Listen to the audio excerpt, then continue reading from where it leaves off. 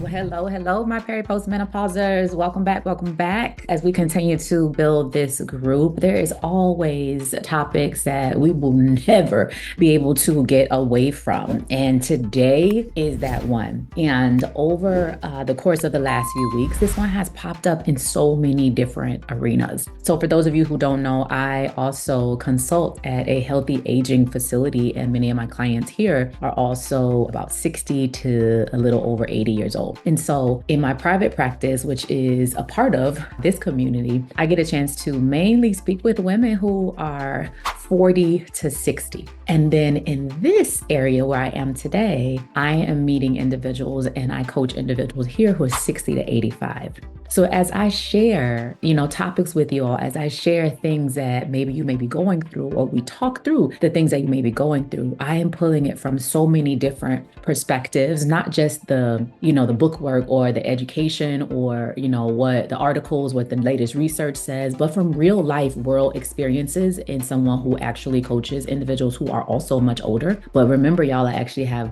gym clients who are much younger. So I always get a chance to see the gamut of what's going on in life at different stages. And so today I really want to talk about the almighty strength training.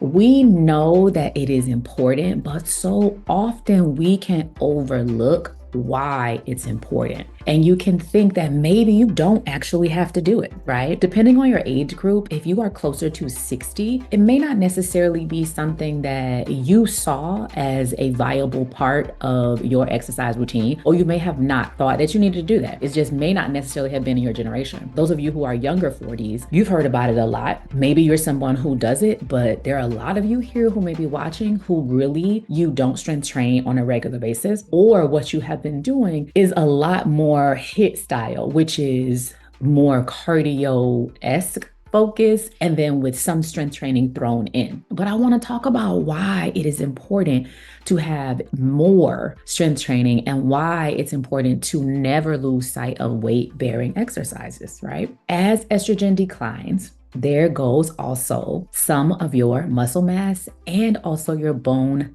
density. If you've done body scans before, you may see it as bone mineral density, but some body scans don't even measure that, right? But why is that really important? That is what is going to help you be structurally sound as we get older. These are the things that help you do what we call sit to stand. These are the things that allow you to sit down without having to put your hands down, or to get up without having to really push yourself right out of the chair, or put those hands down and you're struggling to get up. Those are very important because tests show that when you start to lose the ability to do that, you also are losing the ability to balance. You also are losing the ability to catch yourself if you fall. Now, other parts of that, why strength training is important. Strength training develops equal sides, right? And so this also helps us with balance, coordination. So just in case you trip, you probably could catch yourself before you fall, or you'll be strong enough that if you fall, say into a table or a chair, that you could brace yourself and not completely fall on the floor. The other part about why strength training is important is strength training allows your knees, your ankles, your hips, low back, or to stay a little bit stronger. These are the things that help us walk properly.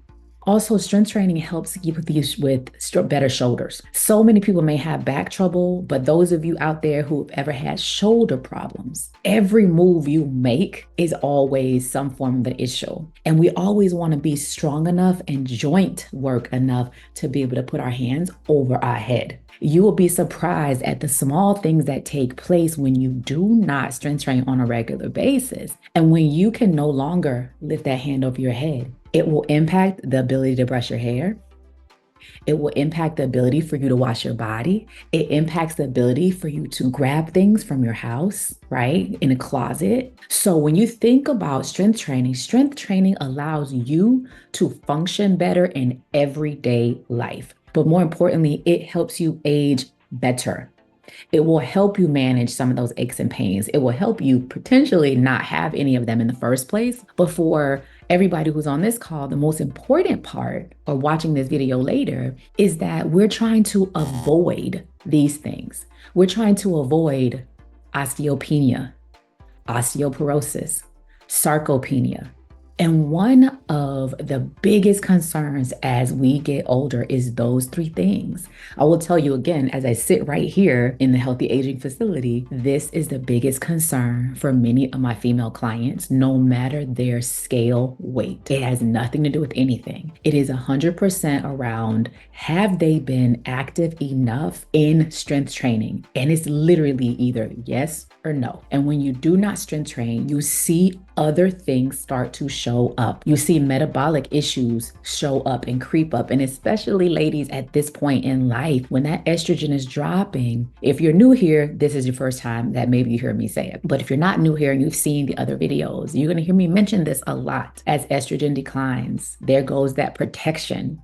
These are the things that allow us, number one, right, to have babies. These are the things that allow us to do it without being hurt. So often when we look at the protections that we have, this is how we can have a baby and carry babies under so much stress, under so much, and our bodies are still fine because it protects us from letting things really get out of control, right? If we try to do some things decently. But when we don't have those routines, right, it can get out of whack. But as that estrogen is declining, which is a normal part of life, this is when you can see all these things start to creep up on top of all the crazy symptoms that many of us are feeling, and some of you more than others. But it starts to allow things to creep in. It can cause you digestive problems. It can start to, right? And this is a fact. You are losing muscle mass and bone mass as estrogen declines. It used to be the thought that it was only based on testosterone, but researchers realized that's not true,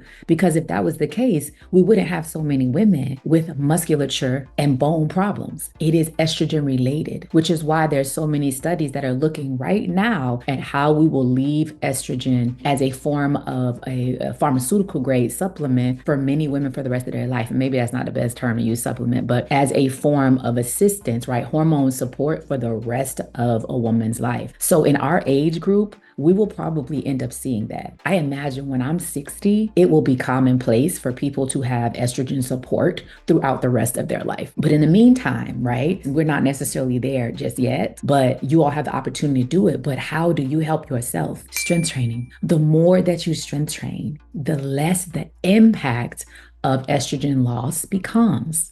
Now, for those of you who are scared or who've never done it before, it doesn't matter. We just have to start, right? Each of us starts at a place. Each of us has a point where it was our ground zero. So don't worry about what somebody else has done and what you think you haven't done. It's irrelevant. It's just start. And if you're uncomfortable doing it alone, I would tell you, join a group, right? And I say that for many reasons. And if you watch some of the other videos, I talk about that a lot around how important it is for women not to be isolated and to have a network, have a group, at least somewhere to go where people may be waiting for you, right? It keeps you motivated. It keeps you feeling the camaraderie that you need probably on your fitness journey at this point in life. But if you're, as I said, if you're unsure and you really don't know how to lift weights, that's not something you've been doing in the past, get in a group. Find a strength training program in your area that you can learn and you can meet new people. And it's something that you will start to do at least 3 days a week. Okay. Now, for those of you who are already strength training, congratulations. I love it.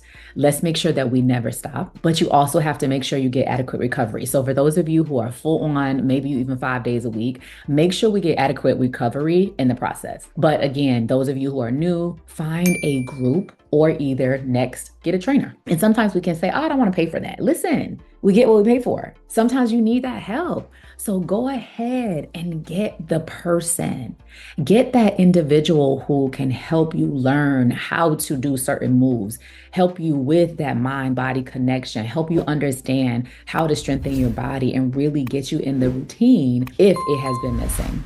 Okay, so if this resonated with you, I cannot wait to see your notes in the comments, but know that this is a part of life.